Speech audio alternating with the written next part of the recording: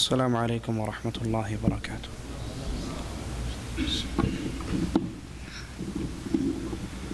ان الحمد للہ نحمده ونستعینه ونستغفره ونعوذ باللہ من شرور انفسنا ومن سیئات اعمالنا من يهده الله فلا مضل له ومن يضلل فلا هادي له أشهد أن لا إله إلا الله وحده لا شريك له وأشهد أن محمدًا عبده ورسوله أما بعد أعوذ بالله من الشيطان الرجيم بسم الله الرحمن الرحيم قل هو الله أحد الله الصمد لم يلد ولم يولد ولم يكن له كفوا أحد۔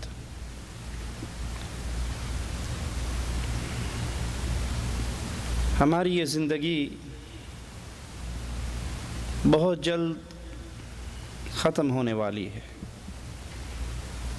دنیا کا یہ جہاں بہت جلد سمیٹ دیا جانے والا ہے۔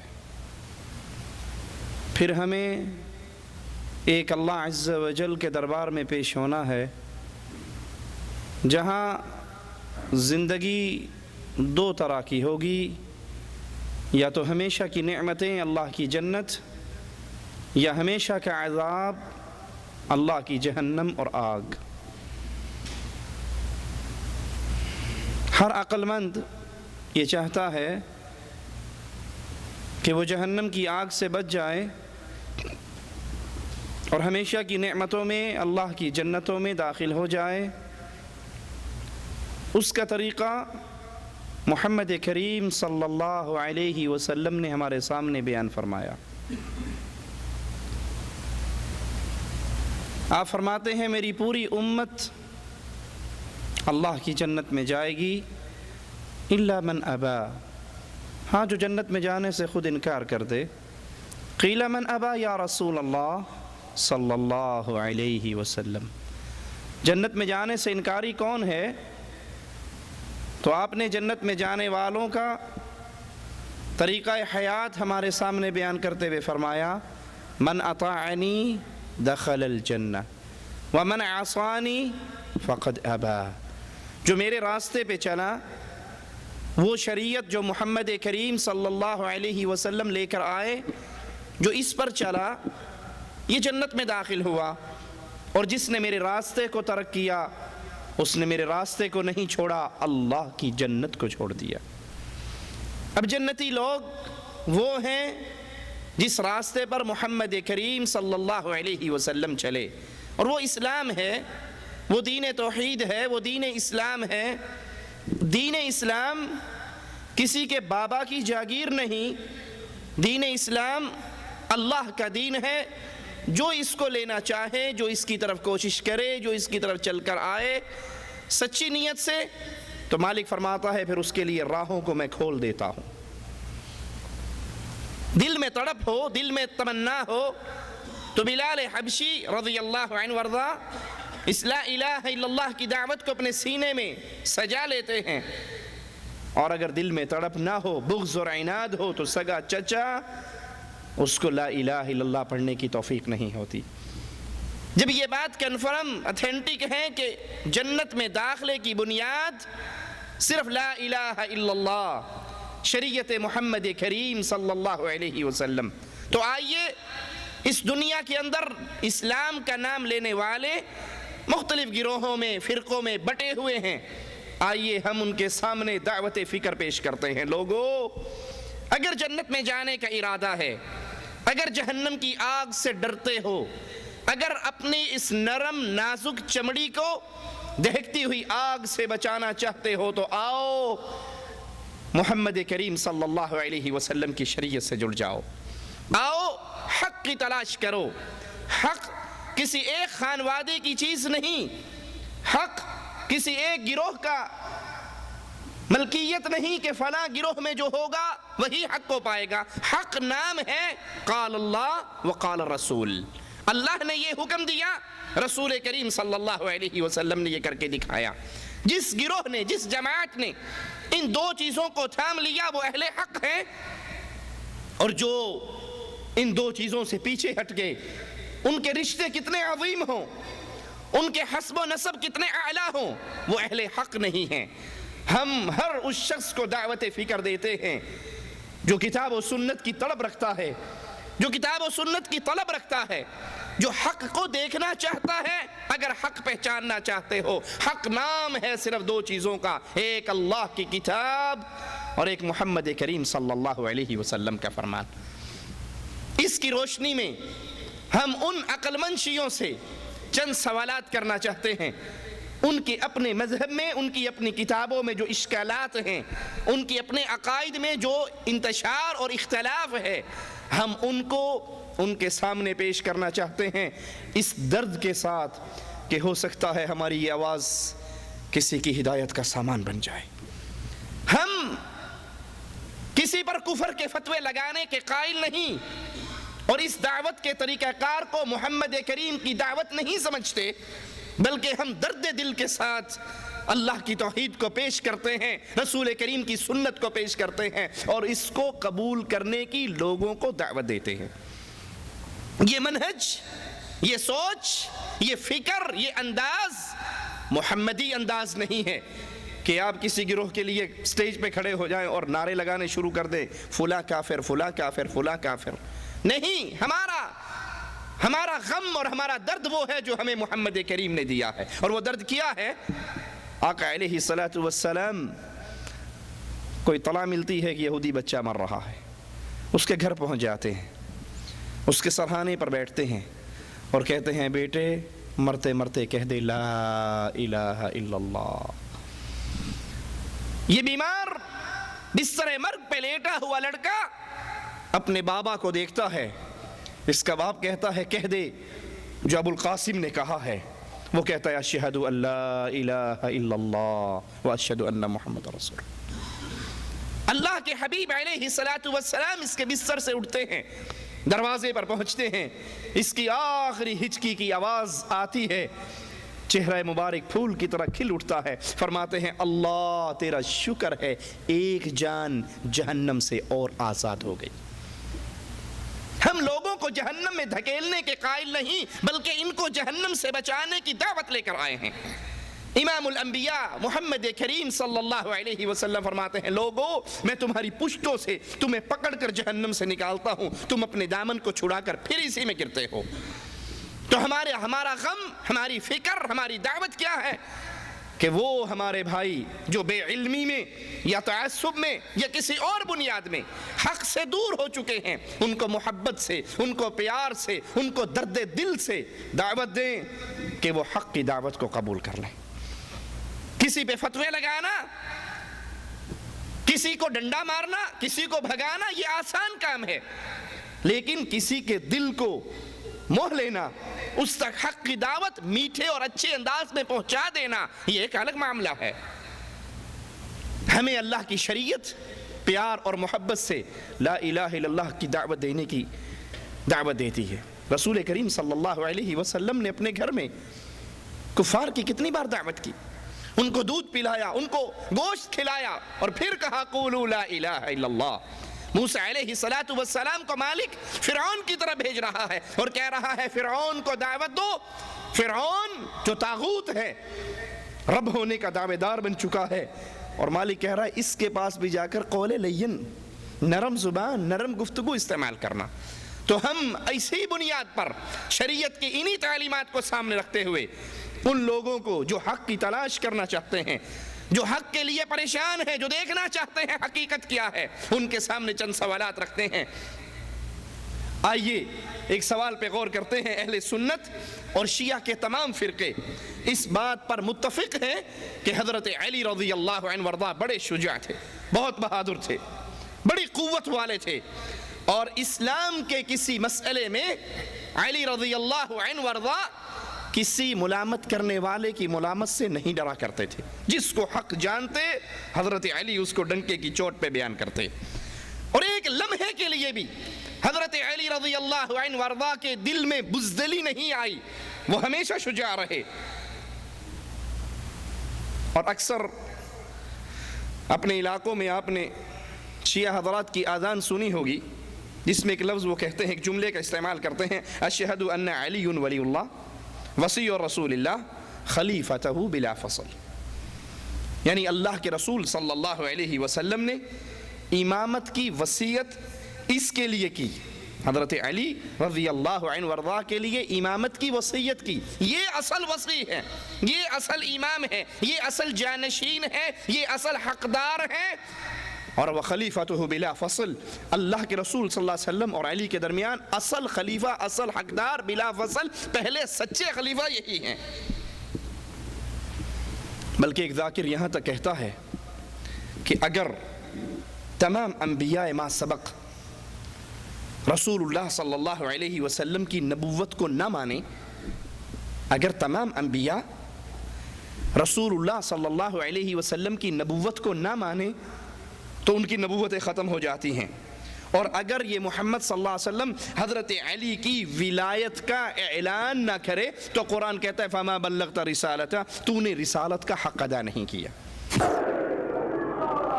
یہ علی کے نبی کی شان، 1,24,000 پیغمبر اس کی نبوت کا اقرار نہ کریں تو وہ نبی نہیں رہتے، اور یہ نبی کے علی کی شان کہ اگر یہ غدیر خم کے منبر پر علی کی ولایت کا اعلان نہیں کرتا تو فما بلغت رسالتہ، میرے حبیب کوئی کار رسالت انجام نہیں دیا۔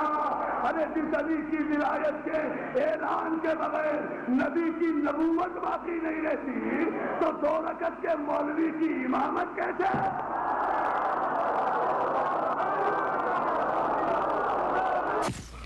ولایت اتنی بڑی چیز ہے، علی نبی کے وصی ہیں، پہلے امام ہیں، خلیفہ بلا فصل ہیں، اور اللہ کے نبی صلی اللہ علیہ وسلم کی نبوت بھی تب بچی جب انہوں نے اس علی کی ولایت کا اعلان کیا۔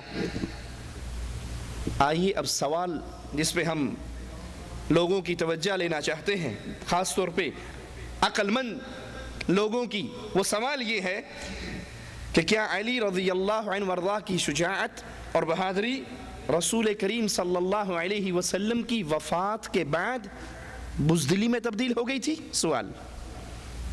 حضرت علی جس طرح شیر خدا نبی کی زندگی میں تھے، اسی طرح نبی کی زندگی میں کے بعد بھی رہے، یا نبی کریم صلی اللہ علیہ وسلم کی زندگی کے بعد حضرت علی کی شجاعت ختم ہو گئی؟ کیوں؟ کیونکہ حضرت علی نے رسول کی وصیت، بقول تمہارے یہ رسول کی وصیت تھی کہ علی امام بنیں گے پہلے، تو حضرت علی نے رسول کی وصیت کے برخلاف ابو بکر اور عمر اور عثمان کے ہاتھ پر بیعت کیوں کی؟ وہ تو اصل جانشین تھے، وہ تو اصل خلیفہ تھے، وہ بہادر ترین انسان تھے، شجاع تھے، ان کی شجاعت کے بڑے چرچے ہیں، تو پھر اللہ کے نبی صلی اللہ علیہ وسلم کی وصیت کو ترک کر کے چھوڑ کر ابو بکر، عمر، عثمان، ان 3 خلفاء کے ہاتھ پر حضرت علی رضی اللہ عنہ وارضاہ نے کیوں بیعت کی؟ پھر حضرت علی رضی اللہ عنہ وارضاہ ان 3 خلفاء کی زندگی میں، ان کی خلافتوں میں نبی کی وفات کے بعد ایک مرتبہ بھی منبر پر چڑھ کر یہ اعلان نہیں کرتے کہ لوگوں میں اصل امام اول ہوں، میں وصی رسول ہوں، میں اس کا اصل خلیفہ ہوں، اور انہوں نے میرے اس حق کو چھینا ہے۔ اکثر آپ نے سنا ہوگا یہ حضرات دعویٰ کرتے ہیں کہ ابو بکر، عمر، عثمان نے حضرت علی کی خلافت کو چھین لیا تھا، اصل حقدار حضرت علی تھے۔ جب حضرت علی شجاع، حضرت علی شیر خدا، حضرت علی طاقتوں والے، ان کی طاقت کا ذکر کرتے ہوئے ایک ذاکر کہتا ہے حضرت علی کی طاقت کو تم کیا سمجھتے ہو کہ اس نے جب مرحب سے جنگ کرنے لگی، وہ بڑا خیبر کے قلعے کا دروازہ حضرت علی نے اپنے انگوٹھے کے ناخن پہ رکھ کے یوں اچھالا، اس وقت کا اچھلاوا آج تک واپس نہیں آیا۔ مکے کی سرزمین میں ابو طالب کے گھر میں ایک ایسا فرزند پیدا ہوا، اللہ کے گھر میں نازل ہوا، ساری زندگی اس انسان کی غذا یہ تھی کہ جو کی سوکھی ہوئی روٹی گھٹنے پہ توڑ کے پانی میں بھگو کے خود بھی کھاتا، نوکر کو بھی کھلاتا۔ غذا جو کی سوکھی ہوئی، 3 دن کی سوکھی ہوئی جو کی روٹی ہو، اور طاقت یہ ہو کہ انگشت کی پشت پہ اگے ہوئے ناخن کی نوک سے 600 من وزنی دروازہ خیبر کا علی پرندے کے ٹوٹے ہوئے پر کی طرح آسمان پہ اچھالے آج تک واپس نہ آئے، کون سمجھتا ہے؟ انا للہ و انا الیہ راجعون۔ اتنی طاقتوں والے تو نبی کی جو یہ وصیت تھی، نبی کا جو یہ حکم تھا، نبی نے جو یہ خلافت حضرت علی کو دی تھی بقول تمہارے، تو حضرت علی نے زندگی میں ایک مرتبہ بھی منبر پہ چڑھ کر اپنے اس وصی ہونے کا اور اپنی اس خلافت کا اعلان نہیں کیا، لوگوں کو نہیں بتایا کہ میری خلافت غصب ہو چکی ہے، مجھ سے ابو بکر عمر عثمان خلافت چھین چکے ہیں اور اصل حقدار میں ہوں۔ تو کیا حضرت علی نعوذ باللہ عاجز مجبور ہو گئے تھے یا ان کی شجاعت بزدلی میں تبدیل ہو گئی تھی؟ دوسرا سوال، حضرت علی رضی اللہ عنہ، فاطمہ، حسن، حسین، یہ 4 نام اہل بیت میں شمار کیے جاتے ہیں، کہتے ہیں بس یہی اہل بیت ہیں، فاطمہ، حسن، حسین اور علی، ان 4 کے بارے میں دعویٰ کیا جاتا ہے کہ یہ اہل بیت ہیں۔ حضرت عائشہ کو اہل بیت نہیں مانتے، حضرت حفصہ کو اہل بیت نہیں مانتے، نبی کی ازواج کو اہل بیت نہیں مانتے، کہتے نہیں اہل بیت صرف یہ ہے کیونکہ چادر والی روایت میں صرف انہی کا ذکر آیا ہے۔ ہم کہتے ہیں ٹھیک ہے، آپ کی بات مان لیتے ہیں، یہ 4 اہل بیت میں سے ہیں۔ سوال یہ پیدا ہوتا ہے، آپ نے تو 12 کے 12 ائمہ کو معصوم گردانا ہے، آپ کے عقیدے کے مطابق 12 کے 12 ائمہ معصوم ہیں، بلکہ 14 حضرت فاطمہ اور حضرت رسول صلی اللہ علیہ وسلم ان میں شامل ہو کر یہ 14 معصوم ہیں۔ تو سوال یہ ہے، حدیث میں تو صرف 4 کا نام آیا، باقی 8 کو آپ نے کس دلیل کے مطابق ائمہ معصومین میں داخل کیا؟ 4 کا ذکر تو حدیث میں آیا، علی، فاطمہ، حسن، حسین، لیکن اس کے باقی جو آپ نے باقی ائمہ کو اس میں داخل کیا، اس کی دلیل قیامت تک کوئی عقل مند نہ کسی ذاکر سے لے سکتا ہے، نہ کوئی ذاکر دے سکتا ہے۔ شیعہ کا دعویٰ ہے، ایک اور سوال، کہ ہمارے مذہب کے امام مؤسس امام جعفر، اور امام جعفر کا قول سنیے، شیعہ امام جعفر صادق کو، فقہ جعفریہ کا نام آپ نے سنا ہوگا نا، انہی سے منسوب ہے وہ فقہ، امام جعفر صادق کو اپنی شیعہ مذہب کا مؤسس مانتے ہیں، امام مانتے ہیں، اور امام جعفر صادق کیا کہتے ہیں؟ اولدنی ابو بکر مرتین، ابو بکر نے مجھے 2 دفعہ جنا، ابو بکر نے مجھے 2 دفعہ جنا۔ اربلی نے اپنی کتاب کشف الغمہ کی 2 جلد صفحہ 373 پہ یہ روایت امام جعفر صادق سے نقل کی ہے کہ ابو بکر نے مجھے 2 دفعہ جنا، کیونکہ جعفر صادق رحمہ اللہ کا نسب 2 طریق سے ابو بکر رضی اللہ عنہ وارضاہ تک پہنچتا ہے۔ پہلے والدہ کی طرف سے، والدہ کا نام سنیے، فاطمہ بنت قاسم ابن ابی بکر، حضرت امام جعفر صادق کی والدہ کا نسب بھی ابو بکر تک پہنچتا ہے۔ دوسرا، ان کی نانی کی طرف سے بھی ان کا نسب ابو بکر صدیق تک پہنچتا ہے۔ نانی کا نسب سنیے، اسماء بنت عبد الرحمن ابن ابی بکر۔ فخر کر رہے ہیں جعفر صادق کہ میرا رشتہ ابو بکر سے 2 دفعہ کا ہے، اور 2 دفعہ ابو بکر نے مجھے جنا ہے، میری نانی بھی اسی سے ہے اور میری والدہ بھی اسی سے ہے۔ تو اب سوال یہ ہوتا ہے کہ شیعہ اپنے اسی امام جعفر صادق سے ابو بکر رضی اللہ عنہ وارضاہ کی توہین میں بے بہا روایات نقل کرتے ہیں، جھوٹی روایات نقل کرتے ہیں جس میں ابو بکر رضی اللہ عنہ وارضاہ کی توہین ہے۔ تو یہ کیسے ہو سکتا ہے؟ ایک امام، ایک عقل مند، ایک عالم، ایک طرف تو ابو بکر رضی اللہ عنہ وارضاہ کے نسب میں ہونے میں فخر محسوس کرے، اور دوسری طرف وہ اسی ابو بکر کی توہین کرے؟ یہ ممکن ہے؟ یہ کام ایک جاہل، ایک پاگل تو کر سکتا ہے، لیکن ایک امام، ایک عقل مند، ایک عالم، ایک فقیہ وہ یہ کام نہیں کر سکتا۔ وہ تو ایک طرف ایک روایت میں ابو بکر کے نسب نامے میں شامل ہونے پر فخر کر رہے ہیں، اور دوسری طرف تم ان سے وہ روایات نقل کرتے ہو جس میں وہ نعوذ باللہ ابو بکر رضی اللہ عنہ کو گالیاں دیتے ہیں۔ تو کون سی بات سچی ہے؟ یہ بھی تمہارے مذہب میں ہے اور یہ بھی تمہارے مذہب میں ہے، سچ کیا ہے؟ یہ سوال باقی رہے گا۔ شیعہ کا عقیدہ ہے کہ حضرت عمر رضی اللہ عنہ وارضاہ حضرت علی کے بہت بڑے دشمن تھے، بلکہ شیعہ ذاکر اپنی مجلسوں میں حضرت عمر کو گالیاں دیتے، حضرت عمر کے بارے میں کہتے ہیں کہ عمر علی کی چغلیاں کیا کرتے تھے۔ پاکستان کا ایک ذاکر ہے فاضل علوی، اس کا نام ہے علیہ من اللہ ما یستحق، وہ حضرت عمر کو گالی دینے کے لیے ایک قصہ گھڑتا ہے، یہودی کے کتے کا قصہ کا۔ یہودی اس نے کتا رکھا ہوا تھا، صحابہ صبح فجر کی نماز پڑھنے کے لیے مسجد میں آتے، ایک دن اس کتے نے ایک صحابی کو کاٹ لیا، وہ روتا اللہ کے نبی کے پاس ہے، اللہ کے نبی مجھے کتے نے کاٹ لیا، آپ نے کہا صبر کرو۔ اگلے دن پھر لوگ نماز پہ جاتے ہوئے گفتگو کرتے ہوئے جا رہے، اس کتے نے ایک اور کو کاٹ لیا۔ اب وہ بھی آیا اللہ کے نبی کے پاس اور کہنے لگا اللہ کے نبی ظہر عصر مغرب عشاء ان نمازوں کی حاضری لگاؤ، ہم مسجد میں آئیں گے، فجر کی نماز پہ ہمارا دھوتا ہوا جواب ہے ہم نے نہیں آنا کیونکہ ہمیں کتا کاٹتا ہے۔ نعوذ باللہ ثم نعوذ باللہ۔ صحابہ کی توہین کرتے ہوئے وہ جملہ کہتا ہے نقل کفر نباشد کہ نبی پریشان ہو گئے کہ اگر روزانہ میرا ایک صحابی اس طرح پنچر ہونے لگا، لا حول ولا قوت الا باللہ، انا للہ و انا الیہ راجعون، تو میری مسجد تو خالی ہو جائے گی۔ نبی نے کہا چلو یہودی کے پاس چلتے ہیں، کتے کا بندوبست کرتے ہیں۔ کہا یہ سارے کے سارے یہودی کے پاس چلے گئے، نبی بھی صحابہ بھی ساتھ ہیں، اور یہودی سے کہا کتا تیرا ہے؟ اس نے کہا ہاں جی میرا ہے۔ آپ نے کہا کتے کو باندھ کے رکھ، اس نے کہا جی آج معاف کر دو، آئندہ نہیں کھولوں گا۔ آپ نے کہا نہیں کتا لے کر آ۔ کہا جب نبی نے کہا نا کتا لے کر آ، تو کہتا ہے کاش یہ کیمرے وہاں پر ہوتے اور فلم بناتے، ایک بڑے لمبے قد کا آدمی، اشارہ حضرت عمر رضی اللہ عنہ کی طرف، بڑے لمبے قد کا آدمی، بلڈ پریشر کا مریض، وہ کہنے لگا سرکار پہلے ایک ایک کو کاٹا ہے، اب سارے اکٹھے ہیں، سب کو نہ کاٹ لے۔ آپ نے کہا نہیں یہودی کتا لے کر آ۔ کتا آیا، آپ نے کہا کتے میرے صحابہ کو تو نے کاٹا ہے؟ کہنے لگا ہاں۔ آپ نے کہا کیوں؟ تو فادر علوی کہتا ہے کہ اس نے کہا کہ یہ ہیں ہی اسی قابل، لا حول ولا قوت الا باللہ، انا للہ و انا الیہ راجعون۔ کتا کہنے لگا اللہ کے نبی آپ سے میں بات کر رہا ہوں، میری گفتگو آپ سمجھ رہے ہو، یہ نہیں سمجھ رہے، مجھے انسانوں والی زبان دو، میں بتاتا ہوں میں کیوں کاٹتا ہوں۔ آپ نے کتے کو انسانوں والی زبان دے دی تو وہ کتا فوراً کہنے لگا آپ نے کہا تھا نا جس کا میں مولا اس کا علی مولا۔ کہا ہاں میں نے کہا پھر آپ بھی میرے مولا، علی بھی میرے مولا، یہ گلی میری میں سے گزرتے ہیں، غیبتیں چغلیاں علی کی کرتے ہیں، ان کو کاٹوں یا نہ کاٹوں؟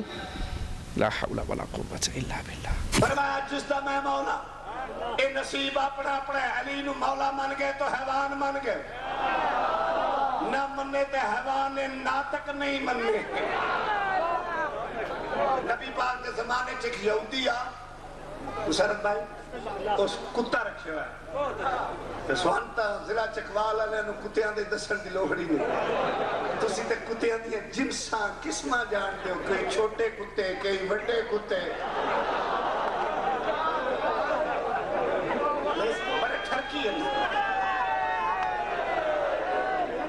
توجہ ہے نا، اور یہودی کتا رکھے ہوا ہے، جڑے بندے کتے رکھتے ہیں انہوں نے پتہ ہے نا میں دیا بند دینا تے راتی چھوڑ دینا، انہیں کہا دینا راتی چھوڑ دینا۔ یہ مجلس دا اعلان ہے، سوال نہیں، وہ ماں پتر ہی نہیں جایا جڑا فاضل دی آنکھ چک پا کے گل کرے۔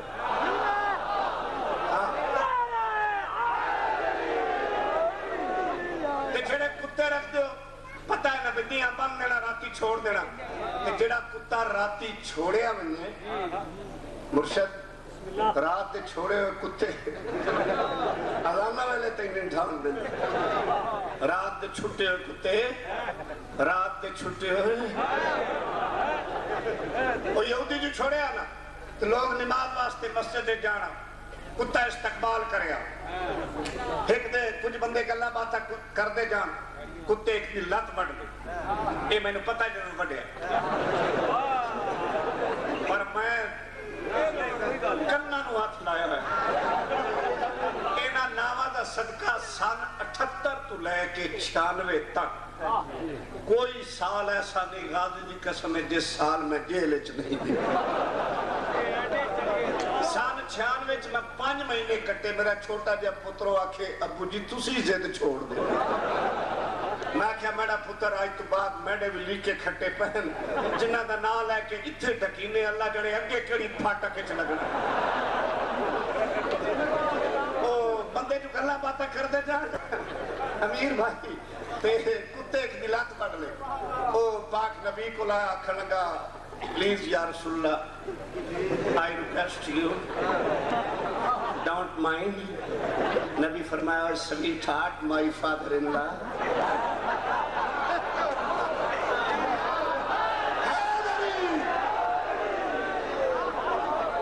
کی پرابلم ہے؟ اسا کیا جے پوچھ دے ہو میری پلی کپی تھی، سرکار فرمایا حوصلہ کر، دعا دے پھر ہویا پھر انگے یار، کئی بندے گلہ باتا پڑھتے جان کتے پھر ایک دلات پڑھ وہ بھی آکھنا کہ جناب گزارش ہے باقی ساری نمازہ دی حاضری مسیح تے لاؤ سویر اللہ ساڑھا دھوتو ہے جو وہاں حضور نو فکر پہ آبی اگر روز دا ایک قصابی انہیں پینچر ہونے لگا مسیح تفارق ہو جانے پاک نبی فرمایا چھوڑو اس گل نو آؤ کتے دا بندوبست کراؤ سارے رضی اللہ رحمت اللہ نال کھتے یہودی دے مکان پہ آئے دروازہ کھٹکا ہے یہودی باہر آیا سرکار فرمایا کتا تیرا ہی اسے کہ جی میرا سرکار فرمایا کوئی بندوبست کر اسے کہ یا حضور تسی آج معافی دے دو ابو میں نہ چھڑے سے سرکار فرمایا نہیں یہودی کتے نو لایا اتھے کبھی ہے کیمرے ہوں دے نا ویڈیو بڑے کہ وڈے سارے کاتا بندہ بلڈ پریشر دا مریض دیکھے کھڑا کا بادشاہ جو اگے کسے نو وڈے ہیں ہوں سارے کٹھے ہیں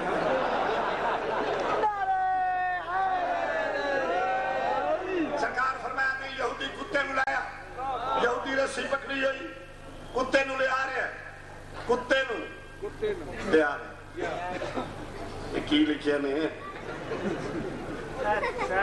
کر لینا صاحب جدہ کتے ویکھیا نبی یہودی چھکے اپنے پاس کتا جائے نبی والے پاسے یہودی نو پہ گیا فکر اگے کسے یعنی نو بڑے اے سرکار ال پیاسدہ ہوتا ہے اے جنہیں بندے نا مسرت جگر دی تختی تے فاضل دے لفظ لکھ لے مر جانے یاد رسے توجہ ہے نا یہودی اپنے پاس کھچے کتا نبی آ جائے یہودی سوچے ابھی اگے تا رڈے آنا سائیں اور آنو ہونے نبی آل جاندہ پہ جتنے بندے رسول دے نال آئے نا انہاں کل ہور تے کسے جانگی چھ بندہ مویا کوئی میں نے قرآن دی قسم غازی دا عالم سامنے جڑا بندہ میں نے کسے روایت جو دکھائے نا بینا رال کے بھی کسے نے چاکو مارے ہیں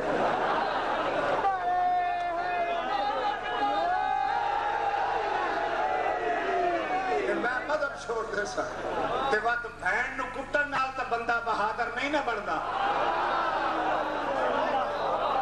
یہودی اپنے پاس سے چکے کتا نبی آ جائے پاک نبی نے کتے دی بے قراری بے چینی بے تابی نو نٹھا فرمایا یہودی انو چھوڑ دے یہودی چھڑے کتا دوڑ کے پاک نبی کو کھنڈا سوٹا سرکار فرمایا مراد سر چاہے کتے سر چاہے انہاں تو بڑے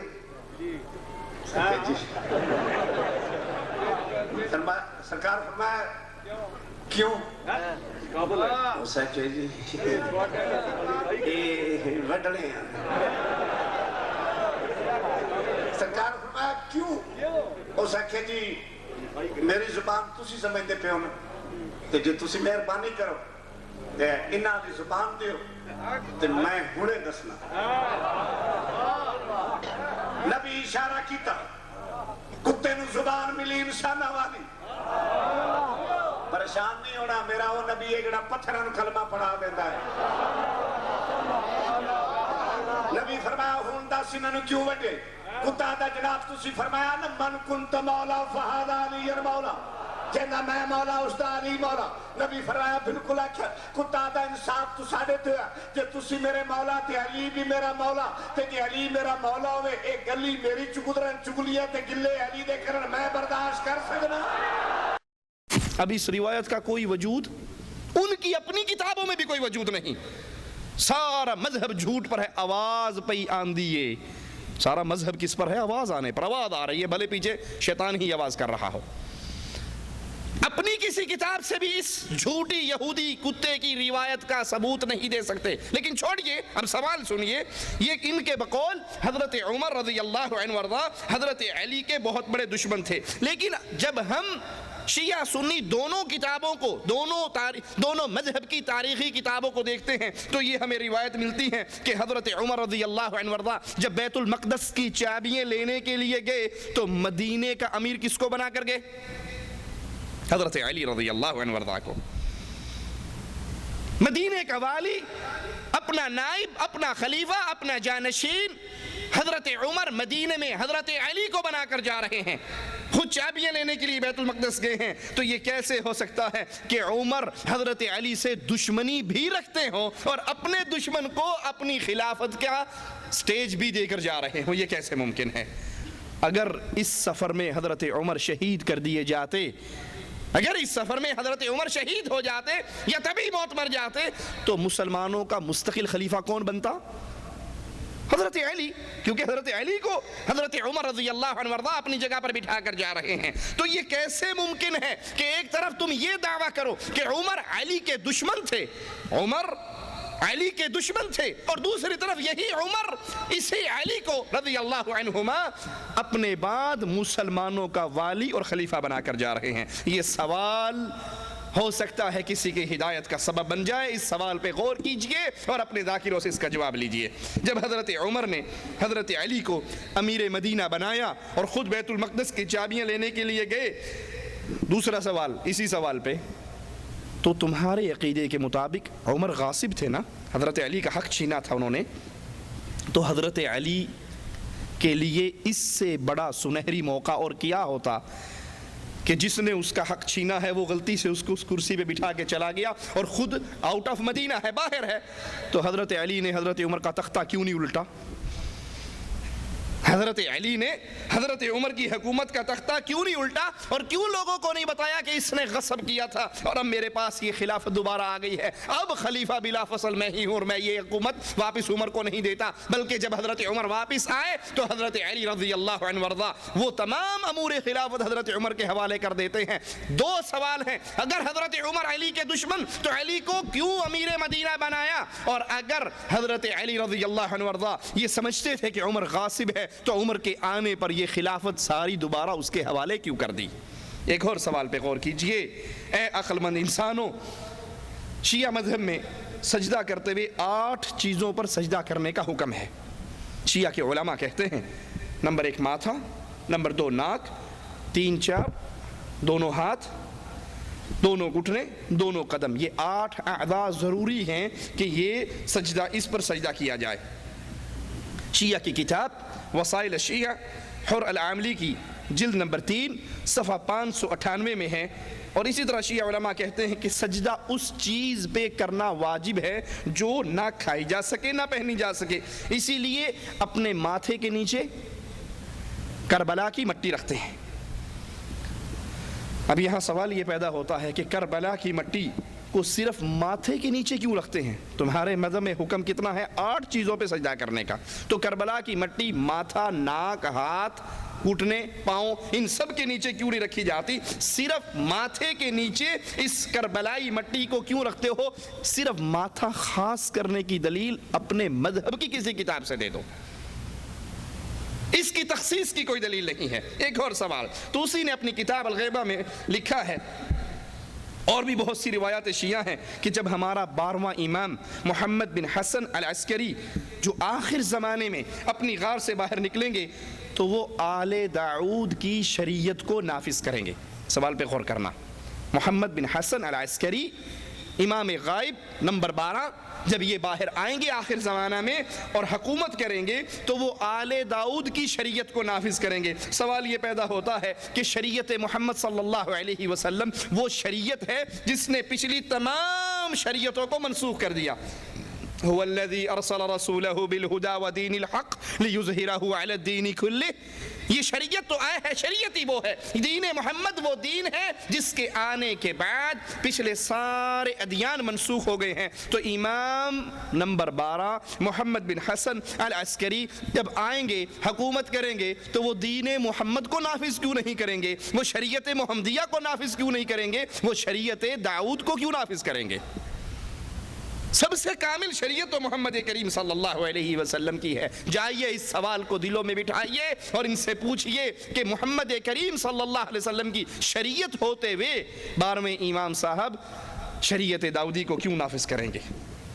ایک اور سوال، شیعہ کا عقیدہ ہے کہ ہمارے جتنے ائمہ معصومین ہیں ان سب کا حمل ان کی ماؤں کے پیٹ میں نہیں ہوتا بلکہ پہلو میں ہوتا ہے۔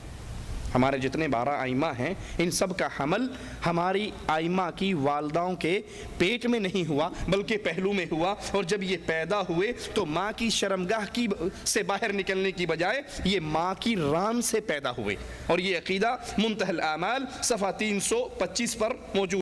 سعودی نے اپنی کتاب اثبات الوصیہ کے صفحہ نمبر 196 پر بھی یہ عقیدہ لکھا ہے کہ ہمارے جتنے آئمہ تھے وہ ماں کے پیٹ میں نہیں ماں کے پہلو میں تھے، اور پیدا ہوتے ہوئے ماں کی شرمگاہ کی بجائے ماں کی ران سے پیدا ہوئے. اب سوال یہ ہے، کیا محمد کریم صلی اللہ علیہ وسلم کائنات میں تمام انبیاء سے افضل نہیں ہیں؟ کیا محمد کریم صلی اللہ علیہ وسلم تمام آئمہ سے افضل نہیں ہیں؟ جب اللہ کے نبی اتنی عظمتوں والے ہیں، کائنات کی تمام مخلوقات کے سردار ہیں، امام ہیں، تو پھر بتائیے اگر یہ فضیلت ہے آئمہ کی کہ وہ پیٹ کی بجائے پہلو میں ان کا حمل ہوا اور ماں کی شرمگاہ کی بجائے وہ ران سے پیدا ہوئے، اگر یہ فضیلت والی بات تھی تو محمد کریم اس سے کیوں محروم رہ گئے؟ اللہ کے نبی صلی اللہ علیہ وسلم کا حمل ان کی والدہ کے پیٹ میں کیوں ہوا اور وہ ماں کی ران سے کیوں پیدا نہ ہوئے؟ یہ شیعہ مذہب کا وہ غلو ہے اور ان کے تناقض کا کھلا ثبوت ہے کہ اگر یہ عزت عظمت کی بات ہے تو اس کے پہلے حقدار تو محمد کریم صلی اللہ علیہ وسلم ہے. شیعہ اپنے امام جعفر صادق سے روایت کرتے ہیں کہ انہوں نے فرمایا، صاحب هذا الامر رجل لا يسميه باسمه الا کافر. انوار النعمانیہ جلد نمبر 2 صفحہ 53. اور ابو محمد حسن العسکری سے روایت بیان کرتے ہیں انہو قال لأم المہدی ستحملین ذکرا واسمہ محمد وہو القائم من بعدی. یہ حوالہ بھی انوار النعمانیہ جلد 2 صفحہ 55 کا ہے. پہلے والا جلد 2 صفحہ 53 پہ ہے اور دوسرا حوالہ صفحہ 55 پہ ہے. پہلی روایت کیا ہے کہ امام جعفر صادق فرماتے ہیں قائم آل محمد رجل ایک آدمی ہوگا. اس کے نام کی صراحت امام جعفر صادق نہیں کرتے بلکہ کہتے ہیں اس کے نام کی صراحت کرنے والا کافر ہوگا. بس وہ ایک آدمی ہوگا، رجل کا ذکر آیا، اس کا نام نہیں بیان کیا بلکہ کہا جو اس کا نام بیان کرے وہ کافر ہے، بس وہ قائم آل محمد ہے. اور اسی کتاب اسی جلد 3 صفحوں کے بعد وہ لکھتے ہیں کہ انہوں نے 12ویں امام کی والدہ سے کہا کہ تمہیں حمل ہوگا ایک لڑکے کا جس کا نام محمد ہوگا اور وہ میرے بعد قائم آل محمد ہوگا. یہ کیسے ممکن ہے؟ ایک صفحے پر 3 صفحے پہلے کہہ رہے ہیں کہ 12ویں امام کا نام لینے والا نام رکھنے والا کافر ہے، نام کی صراحت نہیں، اور 3 صفحے کے بعد اس کا نام خود بیان کر رہے ہیں. یہ کتنا بڑا ٹکراؤ ہے، یہ کتنا بڑا ابہام اور اشکال ہے. 3 صفحے پہلے یہ عقیدہ پیش کیا جا رہا ہے کہ ہمارے امام قائم آل محمد کا نام کی صراحت کرنے والا کافر ہے، اور خود 3 صفحے کے بعد اس کی وضاحت کرتے ہیں. جائیے اس سوال کو اپنے ذاکروں سے پوچھئے.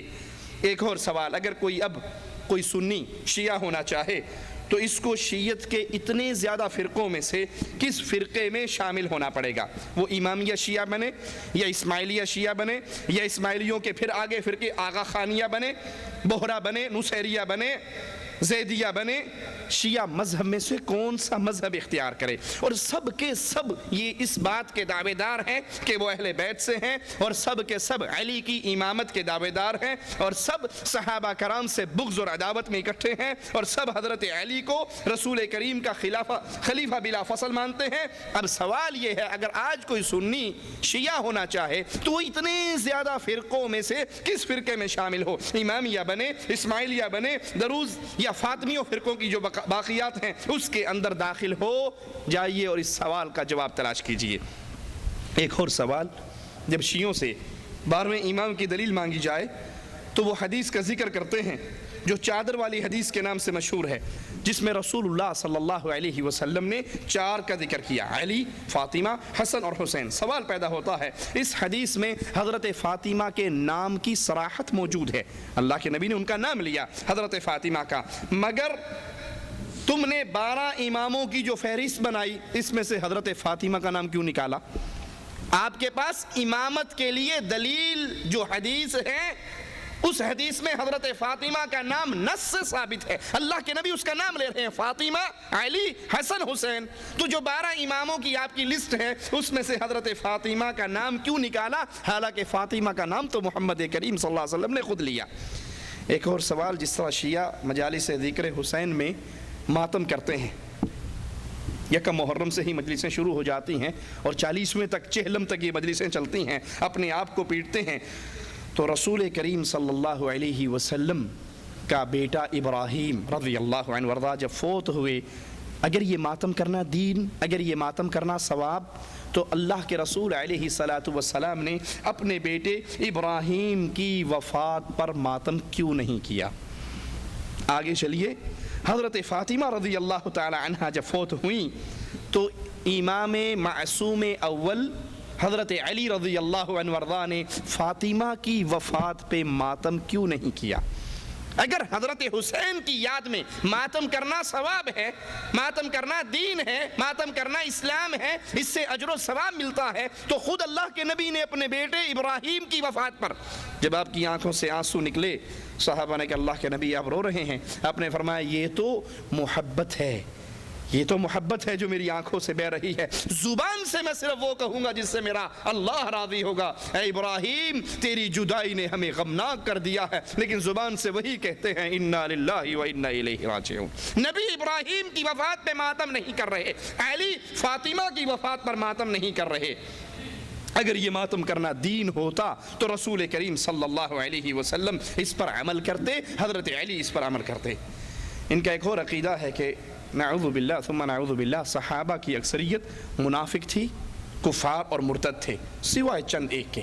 مجالس ذکر حسین میں پگڑی پہنے ہوئے، کالی پگڑی پہنے ہوئے بابا یہ آوازیں لگاتے ہیں۔ اب ہم عقل مند لوگوں سے سوال کرتے ہیں کہ اگر اللہ کے رسول صلی اللہ علیہ وسلم کی موت کے بعد صحابہ مرتد ہوئے اور سوائے چند ایک کے صرف چند ایک باقی رہے، جیسے سورہ کافی کے اندر اس کی صراحت موجود ہے، کسی روایت میں 3 ہے، کسی میں 4 ہے اور کسی روایت میں 7 ہے، تو پھر سوال یہ پیدا ہوتا ہے جب صحابہ کی اکثریت کفار، مرتد اور منافقین کی تھی اور نبی کریم صلی اللہ علیہ وسلم کے ساتھ مومن بہت تھوڑے سے لوگ تھے، تو اس اکثریت نے نبی کریم کے ساتھ جو تھوڑے سے لوگ تھے ان سے قتال کر کے ان کو ختم کیوں نہیں کر دیا؟ تمہارے عقیدے کے مطابق 3، 4 یا 7 یا چند لوگ حق پر نبی کے ساتھ تھے اور اکثریت کفار کی تھی، منافقین کی تھی، جو آپ کے ساتھ کسی نہ کسی لالچ میں لگے ہوئے تھے۔ تو سوال یہ ہوتا ہے جب ایک طرف 1,24,000 44,000 کم و بیش 1 لاکھ سے زیادہ لوگ ہیں جو نعوذ باللہ بقول تمہارے کفر اور شرک اور نفاق پر ہیں، اور دوسری طرف نبی کے ساتھ 4، 3 یا 7 یا تھوڑی سی ایک جماعت ہے، تو اتنی بڑی اکثریت جو اندر سے کافر تھی، جو اندر سے منافق تھی، انہوں نے ان تھوڑے سے لوگوں کو قتل کیوں نہیں کیا، ان کو ختم کیوں نہیں کیا؟ اگر آپ یہ کہیں کہ نہیں صحابہ کرام کی وفات کے بعد، نبی کریم کی وفات کے بعد صحابہ مرتد ہوئے، جیسے کلینی نے اپنی کتاب میں اس کی صراحت کی کہ مسلمان 4 یا 7 یا چند ایک بچے، اور نبی کریم کی وفات کے بعد ان کی اکثریت ارتد الناس بعد النبی، نبی کی وفات ہوتے ہی یہ سارے کے سارے مرتد ہو گئے، تو پھر سوال یہ بچتا ہے یہ جو اکثریت صحابہ کی مرتد ہو گئی تھی، انہوں نے ان 3، 4، 7 کو قتل کر کے ان کو ختم کر کے دوبارہ کفر کا دورہ کیوں شروع نہیں کیا؟ ان کے آباء و اجداد بتوں کو پوجتے تھے، یہ اکثریت دوبارہ دین آباء پر لوٹ چکی تھی، وہ چند جو مسلمان رہ گئے تھے، اس اکثریت نے ان کو مارنے کے بعد پھر بتوں کی پوجا والا دور دوبارہ شروع کیوں نہیں کر دیا؟ سوچئے اس سوال پہ۔ آپ کا دعویٰ ہے، اصول کافی کی روایت ہے، ارتد الناس بعد النبی الا 4، 4 کے علاوہ باقی سارے نبی کی وفات کے ساتھ ہی مرتد ہو گئے، تو ان ساروں نے مل کے ان 4 کو قتل کر کے دوبارہ بت پرستی اور شرک کا دورہ کیوں نہیں شروع کیا اگر یہ واقعی اپنے دین پر واپس لوٹ چکے تھے؟ شیعہ کا عقیدہ ہے کہ حسین رضی اللہ عنہ وارضاہ کی شہادت پر رونا مستحب ہے۔ کیا اس کی کوئی دلیل ہے؟ اور اس کی دلیل بھی کہ شیعہ کی اپنی کتابوں کے اندر یہ روایت موجود ہے کہ حضرت حسین اپنی بہن زینب کو ماتم کرنے، گریبان پھاڑنے، سینہ کو بھی کرنے سے منع کر رہے ہیں۔ پھر سوال پیدا ہوتا ہے کہ حضرت حسین کی شہادت پر حسین کی اولاد میں سے کسی امام معصوم نے ماتم کیوں نہیں کیا؟ اگر یہ ماتم حضرت حسین کی وفات پہ رونا بقول تمہارے عقیدے کے ثواب ہے، اجر ہے، تو پھر پہلا سوال حضرت حسین کی اولاد میں سے بیمار کربلا نے یہ ماتم کیوں نہیں کیا؟ اور آج بھی جو بڑے بڑے ذاکر ہیں وہ صرف اتنے پہ گزارا کیوں کر لیتے ہیں؟ جو نیچے بیچارہ غریب طبقہ ہے، جو کرائے پہ آیا ہوا ہوتا ہے، ان کے ہاتھ میں تو زنجیریں ہیں، تلواریں ہیں، خون بہ رہا ہے، فوارے اڑ رہے ہیں، اور جو بڑی بڑی پگڑیوں والے ہیں وہ صرف اتنے پہ گزارا کرتے ہیں۔ کیا حسین، کیا حسین، ہاتھ بھی زور سے نہیں مارتے کہیں پینا ڈالنا کھانی پڑ جائے۔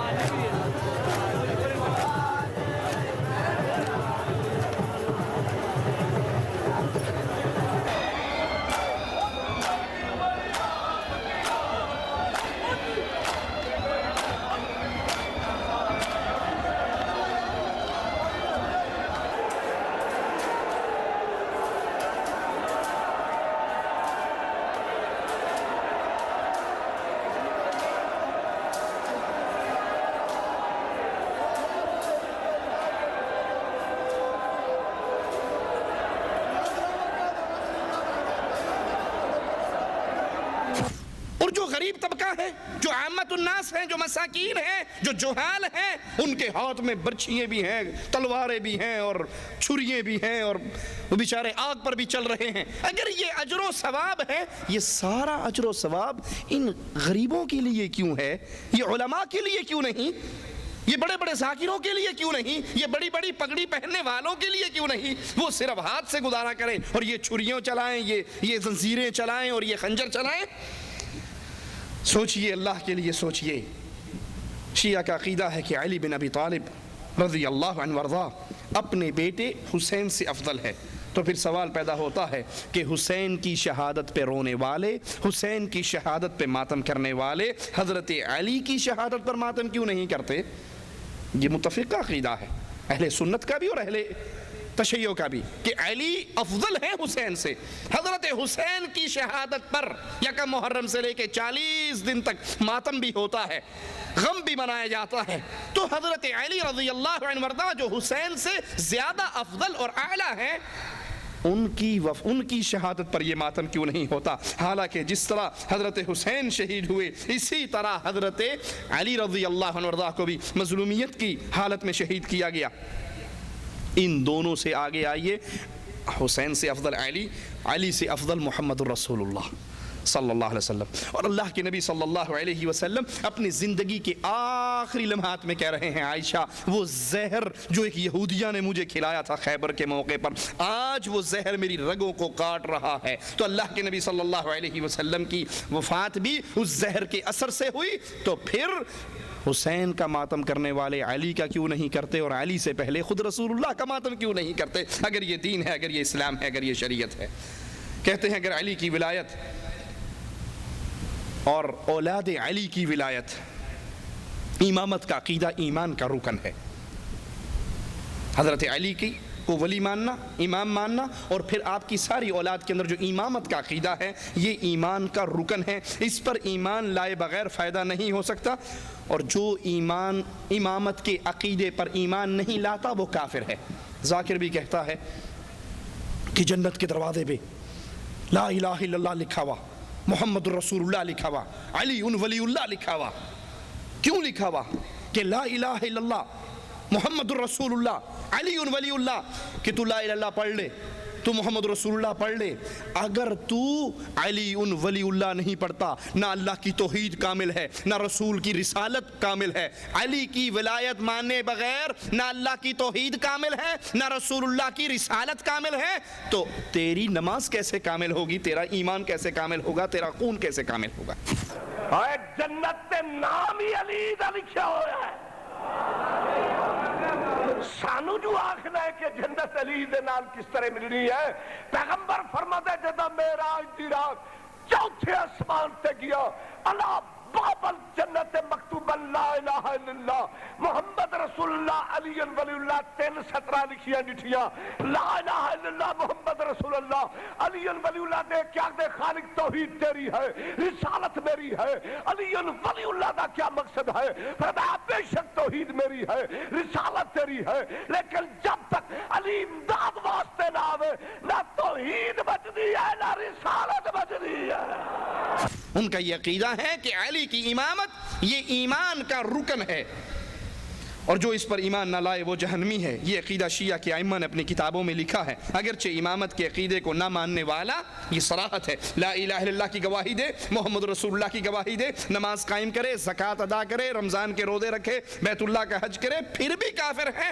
اگر وہ علی کی امامت کو نہیں مانتا۔ اس کی امامت مانے بغیر اللہ کی توحید بھی پوری نہیں، رسول کی رسالت بھی پوری نہیں، تو کسی اور کی نماز کیسے پوری ہوگی؟ اب سوال یہ پیدا ہوتا ہے کہ اتنا عظیم رکن ہے امامت، بقول آپ کے یہ امامت اتنا عظیم رکن ہے، تو اس امامت کے عقیدے کا تذکرہ قرآن میں کیوں نہیں ہے؟ اس امامت کے عقیدے کا تذکرہ قرآن میں کیوں نہیں ہے جب یہ اتنا عظیم ہے کہ اس کے بغیر نہ نماز، نہ توحید، نہ رسالت کچھ بھی پوری نہیں ہوتی؟ تو پھر قرآن کے اندر نماز کا ذکر ہے، روزے کا ذکر ہے، حج کا ذکر ہے، توحید کا ذکر ہے، باقی سارے ارکان کا ذکر ہے۔ یہ امامت اتنا بڑا رکن تھا، اس کا ذکر قرآن کے اندر کیوں نہیں؟ بلکہ قرآن میں تو جائز کاموں کا بھی ذکر ہے۔ شکار کھیلنا جائز ہے نا؟ شکار کھیلنا فرض تو نہیں، شکار کھیلنا ایمان کا رکن تو نہیں۔ شکار کے مسائل اللہ نے اپنی کتاب میں بیان کی جو جائز کام ہے۔ جب جائز کاموں کا ذکر قرآن میں موجود ہے، اگر یہ علی کی امامت کو تسلیم کیے بغیر انسان مسلمان نہیں ہو سکتا، یہ رکن اعظم ہے دین اسلام کا، تو پھر اس کا ذکر قرآن میں کیوں نہیں ہے؟ شیعہ کا عقیدہ ہے کہ قرآن میں تحریف ہو چکی ہے، آیات نکال دی گئی ہیں، کمی اور زیادتی ہوئی ہے، اور یہ کام شیعہ عقیدے کے مطابق ابو بکر و عمر نے کیا ہے۔ بلکہ شیعہ کی روایات ہے، ذرا سنیے، کہتے ہیں عن ابی جعفر قیل له لماذا سمی علی امیر المؤمنین قال الله سمى وهكذا أنزل في كتابه وإذ أخذ ربك من بني آدم من ظهورهم ذريتهم وأشهدهم على أنفسهم ألست بربكم وأن محمدا رسولي وأن عليا أمير المؤمنين۔ اصول کافی جلد نمبر 1 صفحہ 412۔ کہا کہ امیر المومنین علی کا لقب کیوں ہے؟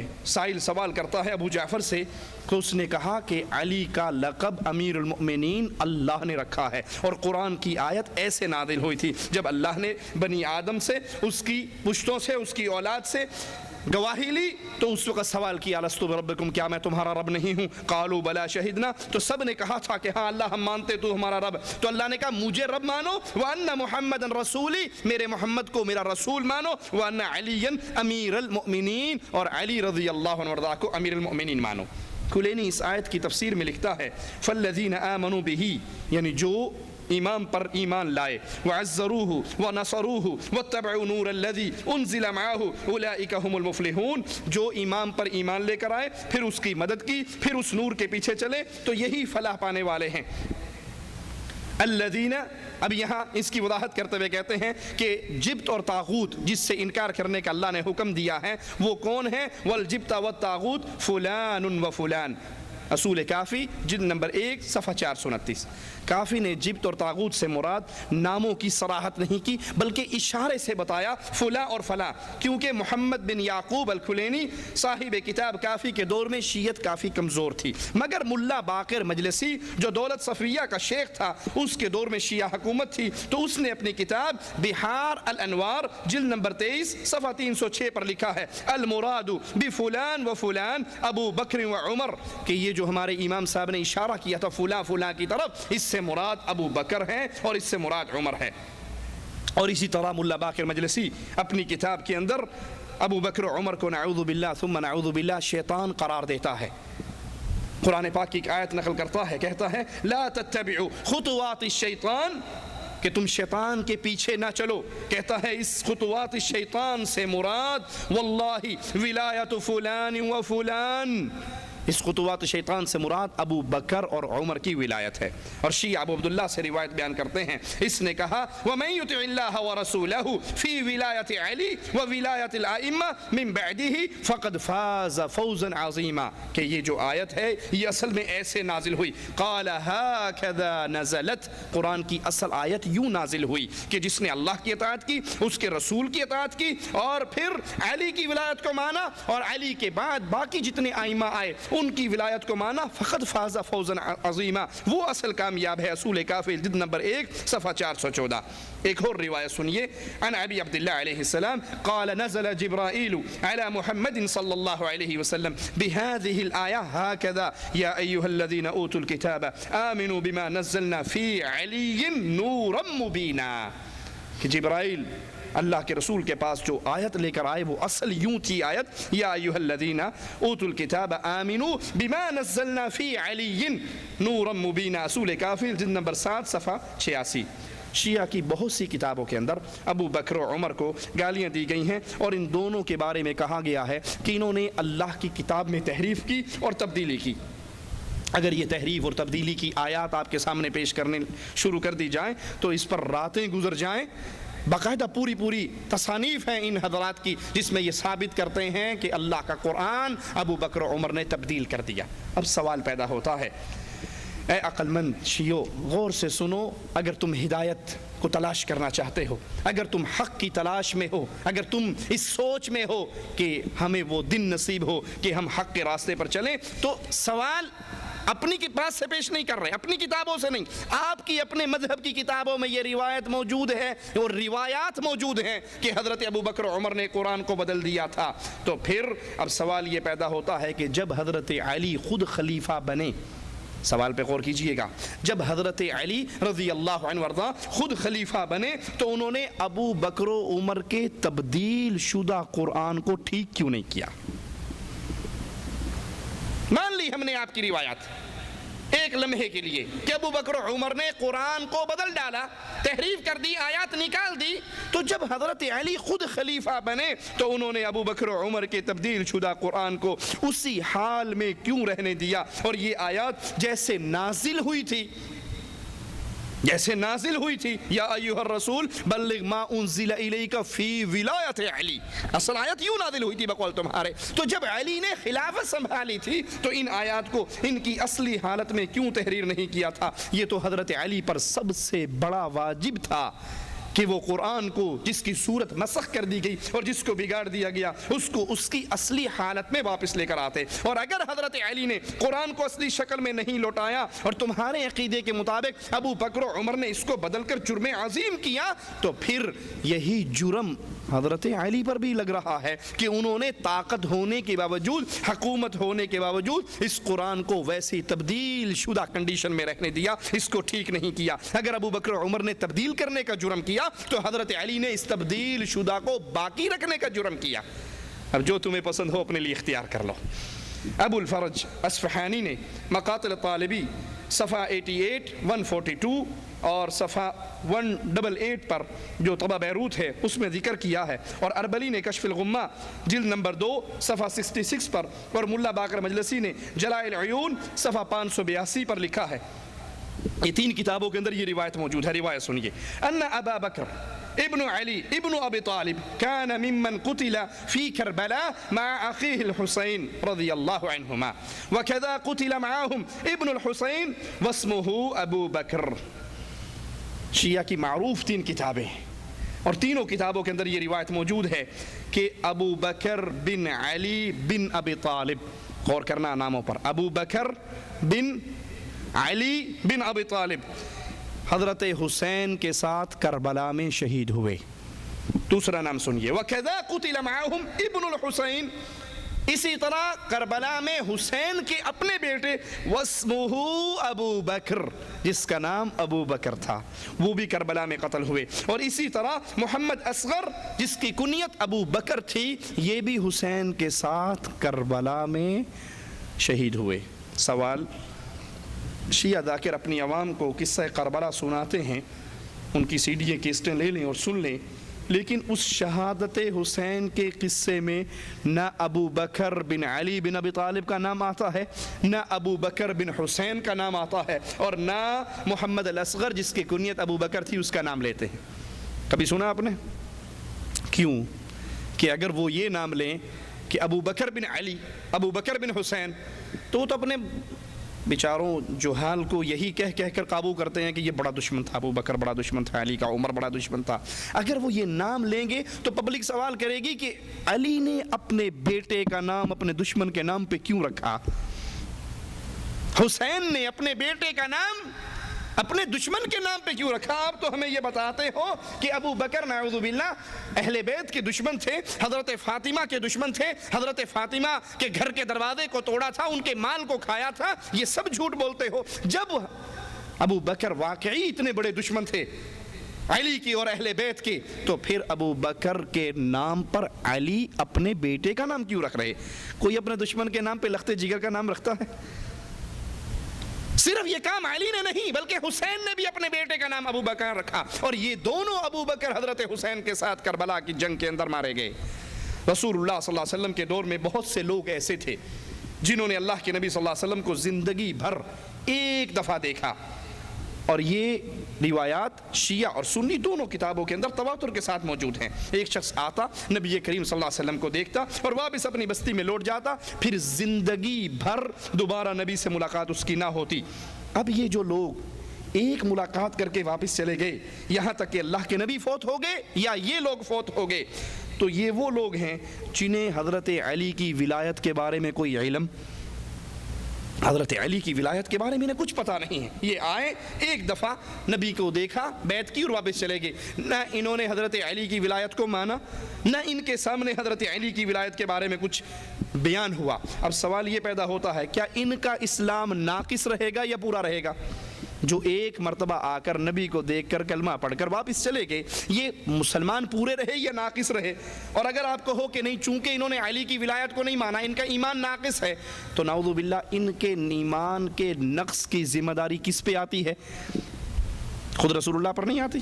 حدیث میں آتا ہے اللہ کے نبی اپنے اصحاب کے ساتھ بیٹھے ہوئے اور دور سے مٹی اڑتی ہوئی دیکھی، ایک شخص سوار پہنچا، آپ نے پوچھا کہاں سے آیا؟ اس نے کہا اپنے وطن کو چھوڑا، بیوی بچوں کو چھوڑا، مال تجارت کو چھوڑا۔ کہا کیوں آئے ہو؟ کہا ایک سوال کرنے کے لیے آیا ہوں، مجھے ایک عمل بتا دیجئے جس کے کرنے سے میں اللہ کی جنت میں داخل ہو جاؤں۔ اللہ کے نبی صلی اللہ علیہ وسلم نے اس کو توحید، رسالت، نماز، روزہ، حج، زکوٰۃ، یہ چیزیں سمجھائیں، اور اس نے وہیں سے اپنی اونٹنی کو موڑا، کہا اس اللہ کی قسم جس نے آپ کو حق کے ساتھ بھیجا ہے، اس میں ایک رتی کے برابر نہ اضافہ کروں گا نہ کمی کروں گا۔ اس کی اونٹنی ڈگمگائی، وہ اوپر سے گرا، گردن ٹوٹی اور فوت ہو گیا۔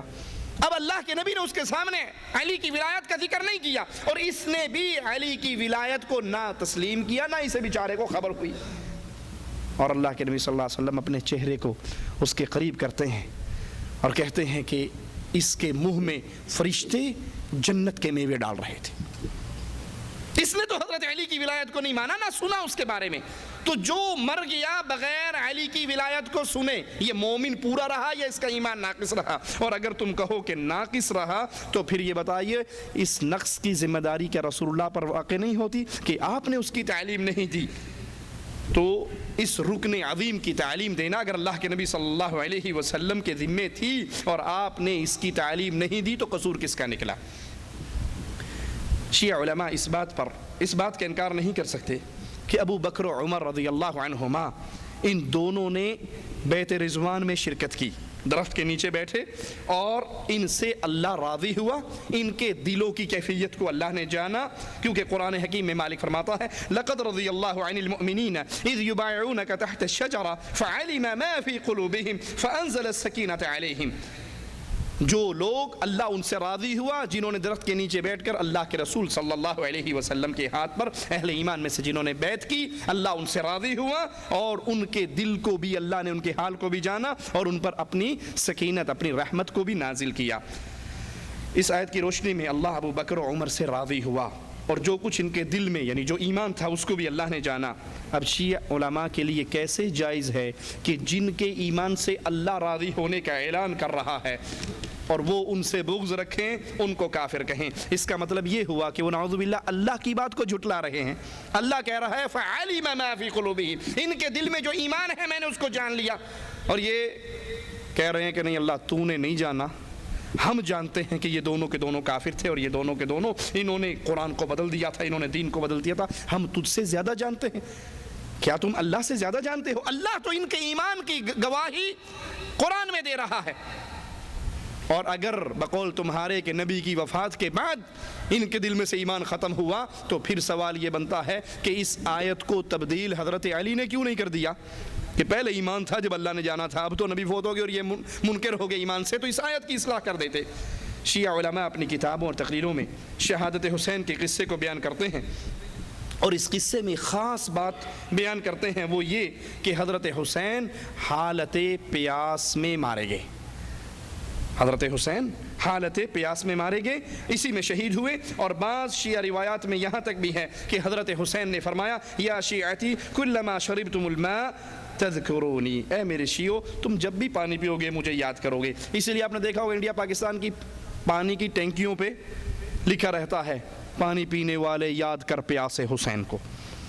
اس کربلا کا ایک واقعہ جو بڑی شدت سے شد و مت سے پیش ہوتا ہے وہ حضرت حسین رضی اللہ عنہ وارضاہ کی پیاس ہے۔ اب سوال پیدا ہوتا ہے کہ شیعہ عقائد کے مطابق ائمہ کو علم غیب ہوتا ہے، ائمہ کو علم غیب ہوتا ہے، وہ ساری غیب کی باتیں جانتے ہیں۔ کلینی نے اصول کافی جلد نمبر 1 صفحہ 260 پر باب باندھا ہے ان الائمہ علیہم السلام یعلمون علم ما کان وما یکون وانہ لا یخفى علیہم الشیء۔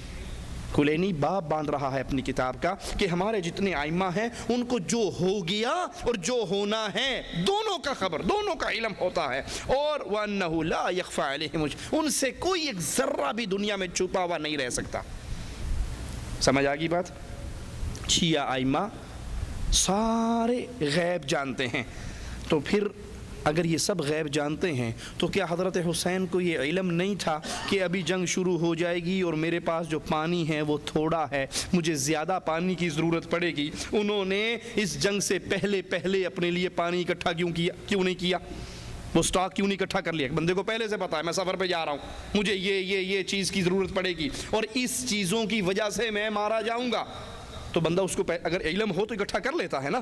اگر آپ کے عقیدے کے مطابق حضرت حسین رضی اللہ عنہ کو علم غیب تھا تو انہوں نے اس پانی کو اپنے لیے پہلے ذخیرہ کیوں نہیں کر لیا؟ ایک اور سوال، دین اسلام تو رسول اللہ صلی اللہ علیہ وسلم کی زندگی میں پورا ہو چکا، جس کی دلیل قرآن حکیم میں ہے الیوم اکملت لکم دینکم، اور یہ مذہب رسول کریم صلی اللہ علیہ وسلم کی وفات کے بعد ظاہر ہوا، تو یہ برحق کیسے ہو سکتا ہے؟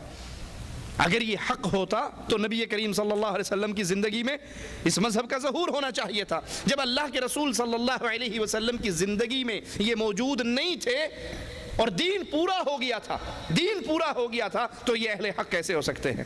وہ بڑا مشہور ایک مناظرہ ہے شیعہ اور ایک سنی عالم کا۔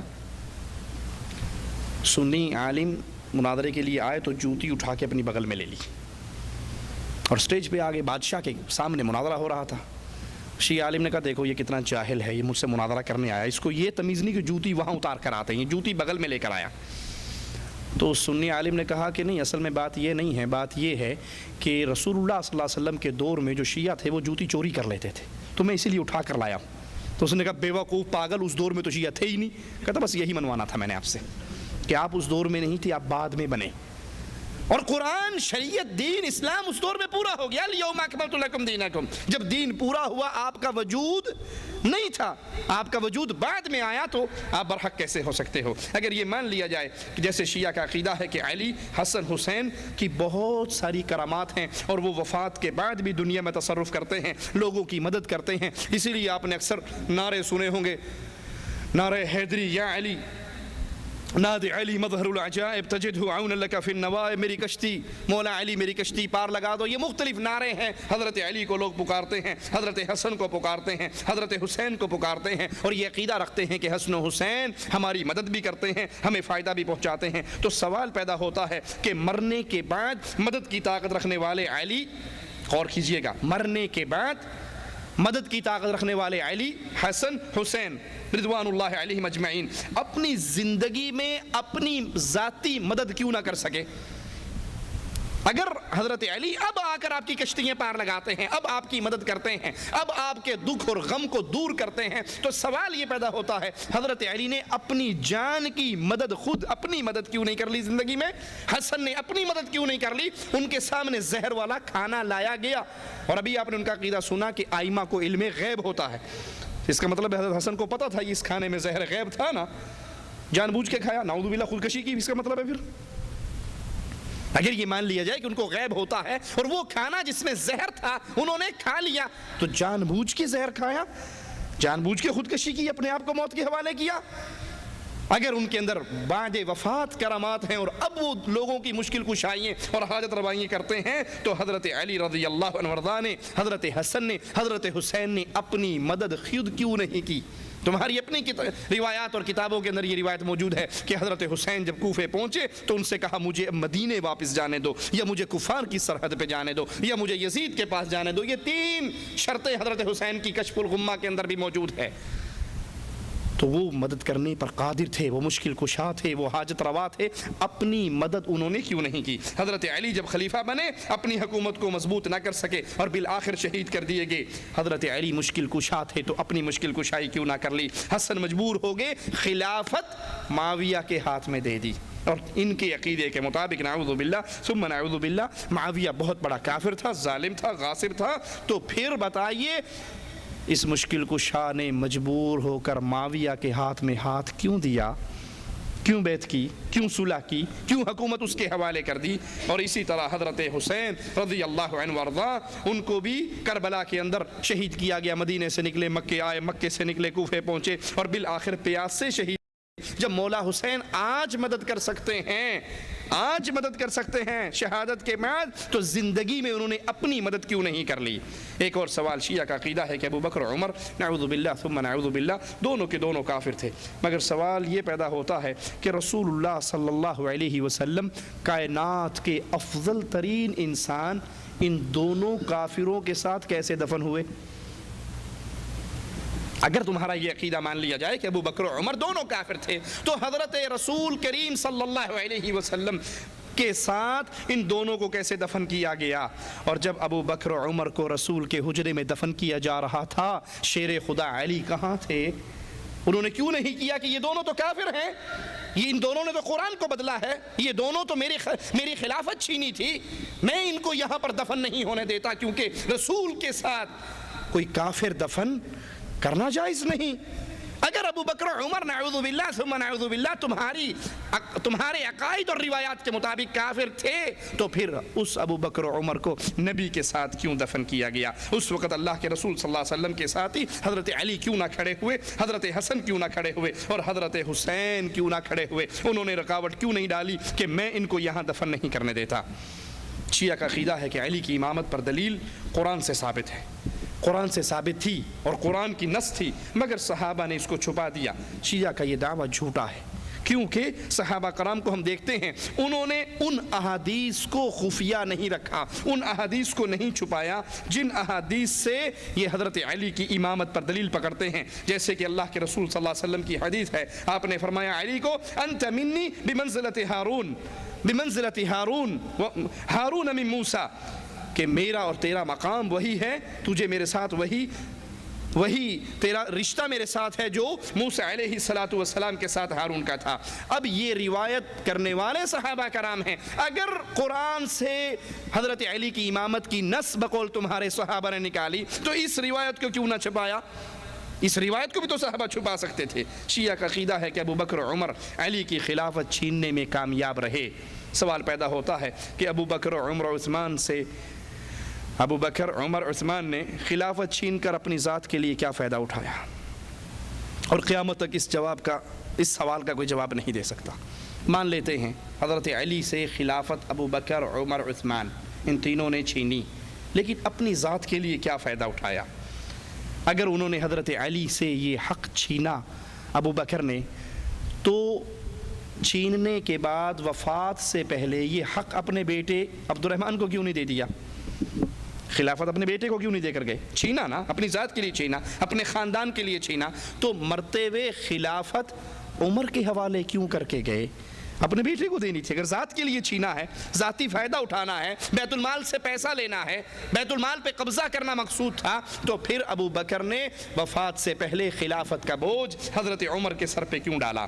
اور پھر حضرت عمر نے وفات سے پہلے حضرت عمر نے یہ خلافت اپنے بیٹے عبداللہ کو کیوں نہیں دے دی؟ بلکہ حضرت عمر نے خلافت کے لیے جو کمیٹی تشکیل دی، اس کمیٹی کے اندر بھی عبداللہ ابن عمر کو شامل نہیں کیا۔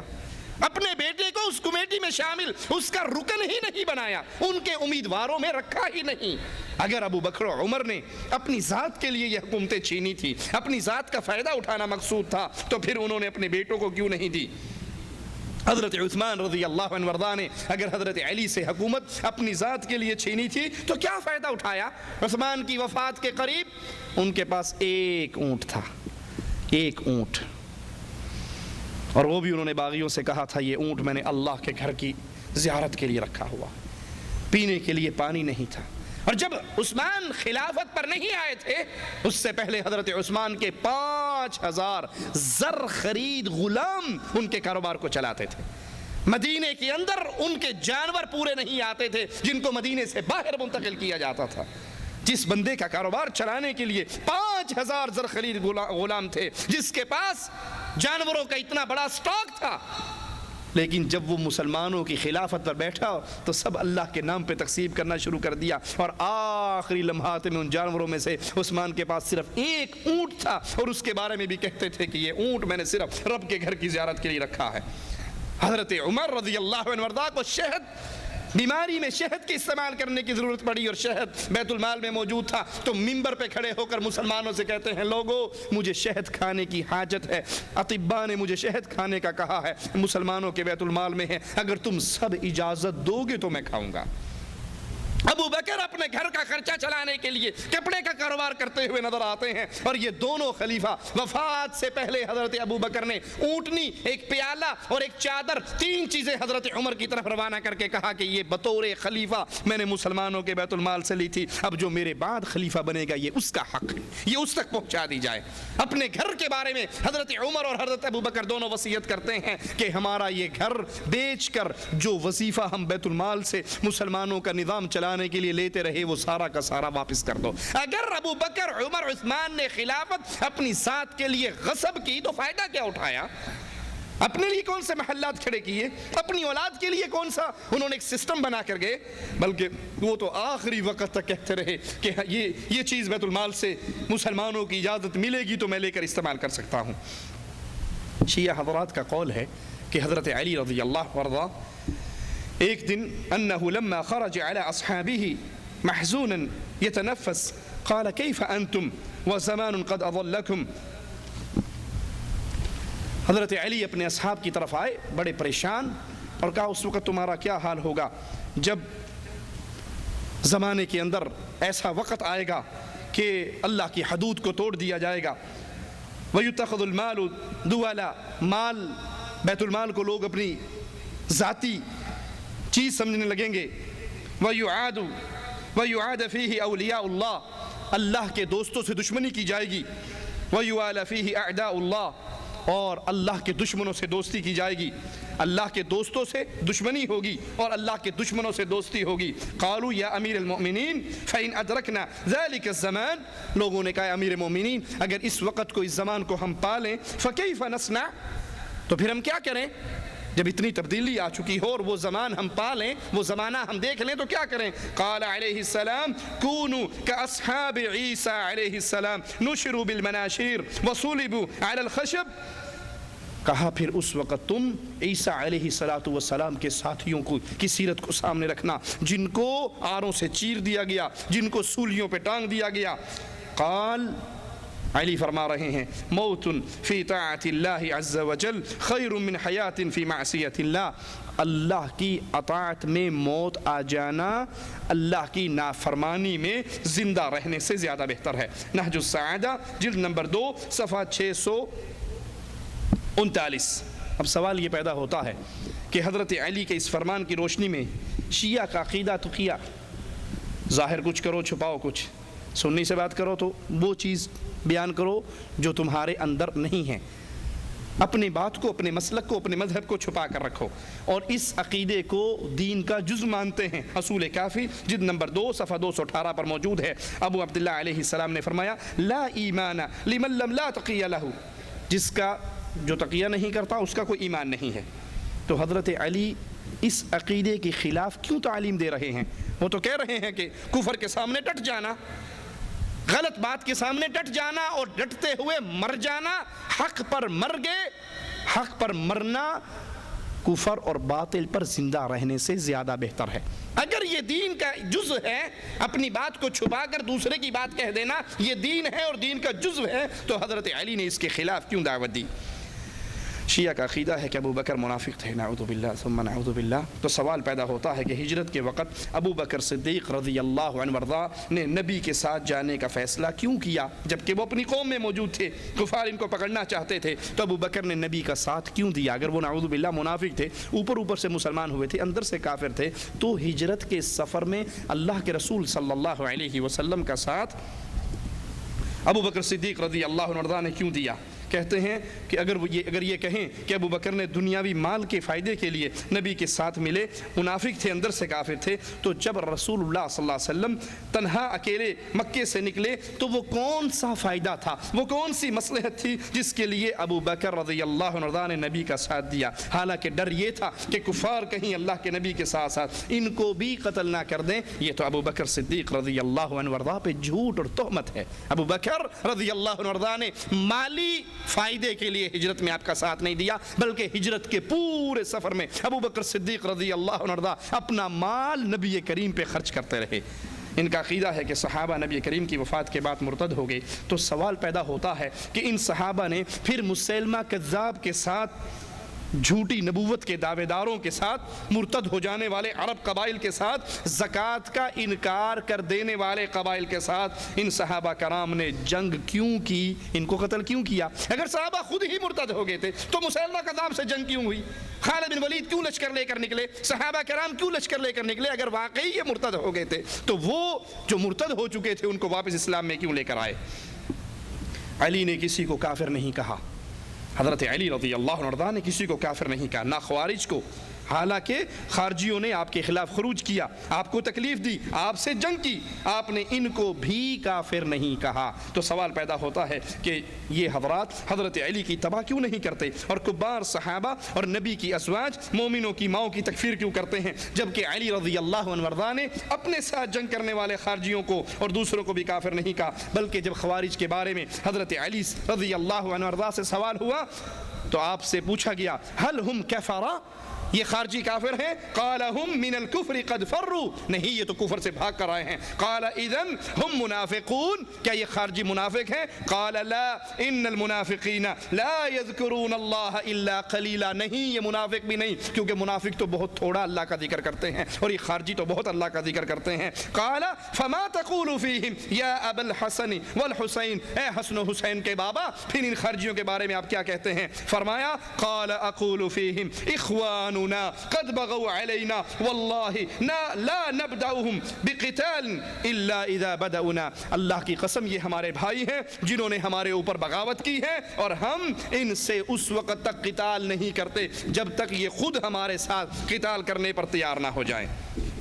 نہج البلاغہ صفحہ 325 اور صفحہ 340 پر ہے کہ حضرت عمر رضی اللہ عنہ وارضا حضرت علی سے بہت سے مسائل میں مشورہ کیا کرتے تھے، اور شیعہ کا عقیدہ ہے کہ عمر ظالم تھے، غاصب تھے، نعوذ باللہ کافر تھے۔ تو سوال پیدا ہوتا ہے کہ عمر ظالم کافر ہوتے ہوئے اہل حق سے مشورہ کیوں کرتے تھے، حضرت علی سے مشورہ کیوں کرتے تھے، اور حضرت علی ایک ظالم کو، ایک غاصب کو مشورے دیا کیوں کرتے تھے؟ سنی اور شیعہ کتب کے اندر یہ بات موجود ہے کہ سلمان فارسی کو حضرت عمر نے مدائن کا امیر مقرر کیا اور عمار بن یاسر کو کوفے کا امیر مقرر کیا۔ شیعہ عقائد کے مطابق سلمان فارسی، عمار بن یاسر علی کے بہت بڑے مددگار اور حمایتی تھے اور شیعان علی میں سے تھے۔ سوال پیدا ہوتا ہے کہ عمار بن یاسر اور سلمان فارسی نے، جو کہ عمر رضی اللہ عنہ وارضا جو شیعہ عقائد کے مطابق کافر، نافرمان اور قرآن کی تحریف کرنے والے علی کے دشمن تھے، اس کی ظالمانہ حکومت میں گورنری کیوں قبول کی؟ امیر صاحب خلیفۃ المسلمین ظالم ہے، کافر ہے، قرآن کو بدلنے والا ہے، علی کا دشمن ہے، تو علی کے ساتھیوں نے اس کو کی گورنری کے عہدے کو قبول کیوں کیا؟ اے عقل مند لوگو، اے حق کی تلاش کرنے والو، اے وہ جو یہ چاہیں کہ ہم قیامت کے دن رسول کریم صلی اللہ علیہ وسلم کے جھنڈے کے نیچے کھڑے ہوں، سوال کیا جاتا ہے، ذرا غور کیجئے، کیا اللہ کے نبی نے ہمیں نیک بیوییں تلاش کرنے کا حکم نہیں دیا؟ فوراً جواب میں یہ لوگ کہیں گے کہ ہاں بالکل، اس میں کوئی شک نہیں۔ تو پوچھا جائے آج کے کسی آدمی سے، کیا تم کسی زانی کی بیٹی سے نکاح کرو گے؟ تو کوئی بھی شیعہ اس پر تسلیم کرنے کے لیے تیار کہ کہا نہیں اعوذ باللہ، میں کیوں زانی کی بیٹی سے شادی کروں؟ تو آئیے یہ اپنی کتابوں میں لکھتے ہیں کہ نعوذ باللہ حضرت عمر زانیہ کا بیٹا تھا۔ یہ عقیدہ بہرانی نے اپنی کتاب کشکول میں جلد نمبر 3 صفحہ 210 پر لکھا۔ نعمت اللہ الجزائری نے یہی عقیدہ اپنی کتاب انوار النعمانیہ جلد نمبر 1 صفحہ 360 پر لکھا کہ نعوذ باللہ ثم نعوذ باللہ عمر ولد الزنا تھے اور اس کی بیٹی حفصہ منافقہ اور خبیثہ تھی بلکہ کافرہ تھی۔ اب سوال یہ پیدا ہوتا ہے کہ رسول اللہ صلی اللہ علیہ وسلم نے ولد الزنا کی بیٹی سے شادی کیوں کی؟ انا للہ و انا الیہ راجعون۔ تم اپنے لیے اس کو پسند نہیں کرتے، آج کے دور کا بے غیرت سے بے غیرت انسان بھی اس کو اپنے لیے پسند نہیں کرتا کہ وہ کسی زانیہ کی بیٹی سے شادی کرے، اور تمہارے عقیدے کے مطابق نعوذ باللہ ثم نعوذ باللہ حضرت عمر ولد الزنا تھے، تو پھر حفصہ زانی کی بیٹی ہوئی، اس سے رسول اللہ صلی اللہ علیہ وسلم نے نکاح کیوں کیا؟ اور جب اللہ کے نبی صلی اللہ علیہ وسلم پر جبرائیل یہ پیغام لے کر آئے کہ اس سے رجوع کیجئے، انہا قوامۃ صوامہ، یہ بڑے روزے رکھنے والی اور قیام کرنے والی ہے اور جنت میں بھی یہ آپ کی بیوی ہے، تو اللہ نے کیوں منع نہیں کر دیا؟ اگر تمہارا عقیدہ ٹھیک ہے، اللہ کی قسم تم رسول اللہ صلی اللہ علیہ وسلم پر جھوٹ بولتے ہو اور اپنے لیے جو پسند کرتے ہو رسول کے لیے اتنا بھی پسند نہیں کرتے۔ تم میں سے کوئی کسی بدکار سے شادی کرنے کے لیے تیار نہیں ہوتا اگر پتہ لگ جائے، اور نعوذ باللہ رسول پہ اتنی بڑی تہمت لگائی کہ اللہ کے نبی صلی اللہ علیہ وسلم نے ایک بدکار کی بیٹی سے شادی کی۔ لا حول ولا قوت الا باللہ۔ اللہ ہمیں حق کہنے سننے کی توفیق عطا فرمائے، اللہ ہمیں فتنوں سے بچنے کی توفیق عطا فرمائے۔ اے اللہ مملکت سعودی عربیہ کی حفاظت فرما، اللہ یہاں کے امن کی حفاظت فرما، یہاں کے حکام کی حفاظت فرما، یہاں کے علماء کی حفاظت فرما۔ اللہ اس مملکت، یہ توحید کی مملکت جہاں پر لا الہ الا اللہ کی حکومت قائم ہے، جہاں پہ قبر پرستی کا شرک موجود نہیں ہے، اے اللہ تجھ سے سوال کرتے ہیں اس کے امن کے بارے میں کوئی انسان اگر فکر اور پلاننگ کرے اس امن کو خراب کرنے کے لیے، اللہ تو اس پہ اپنا قہر نازل فرما۔ اللہ اگر یہاں کے علماء کے بارے میں کوئی گندی فکر رکھے، اللہ تو ان کو برباد فرما۔ اللہ یہ پھلتا پھولتا ہوا توحید کا بوٹا اسی طرح پھولتا رہے اور یہاں پہ تیری توحید غالب رہے۔ جن ظالموں کی آنکھوں میں یہ کانٹے کی طرح چبھ رہا ہے، اللہ تو ان ظالموں کے ہاتھوں کو توڑ دے۔ اللہ وہ سوچیں جو اس پیارے ملک کے خلاف سوچتی ہیں، اللہ ان دماغوں کو شل کر دے اور ہمیں اپنے نبی کی محبت عطا فرما، اس کے صحابہ کی محبت عطا فرما، اہل بیت کی محبت عطا فرما، اسی پہ قائم رکھ، اسی پہ زندہ رکھ اور اسی پہ موت عطا فرما۔ اقول قولی ھذا واستغفر اللہ لی ولکم ولسائر المسلمین فاستغفروہ انہ هو الغفور الرحیم۔